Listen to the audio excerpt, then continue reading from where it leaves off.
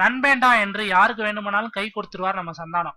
ஆனால் சிவகார்த்தியின் பற்றி பேச்சிடுங்களேன், வெண்டைக்காயை போட்டு விளக்கெண்ணெயில் பிசைந்த மாதிரி ஆகிவிடும் அவர் மூஞ்சு. ஒரே தொலைக்காட்சியால் உயரத்திற்கு வந்தவர்கள் தான் இருவரும். ஆனால் இவர் ஒரு துருவத்திலும் அவர் ஒரு துருவத்திலும் நின்று கொண்டே நம்பியார் சிரிப்பு சிரிப்பதுதான் நாடு தாங்காத புரட்சி. எப்படியாவது சிவகார்த்திகேயன் இடத்தை அடைந்து விட வேண்டும் என்பதுதான் சந்தானத்தின் ஒரே லட்சியமாகவும் இருக்கிறது. மெல்ல காமெடி கூடாரத்திலிருந்து வெளியேறி தனக்கு வேறொரு இமேஜ் கொடுத்து கொள்ள ஆசைப்பட்டாலும் மக்கள் மனசிலிருந்து அவரது நகைச்சுவை பிம்பம் உடைந்தால்தானே. அப்படி உடைய வேண்டும் என்றால் நவீன பொக்லைன்கள் 4-5 இருந்தாலும் நடக்காது போல இருக்கே.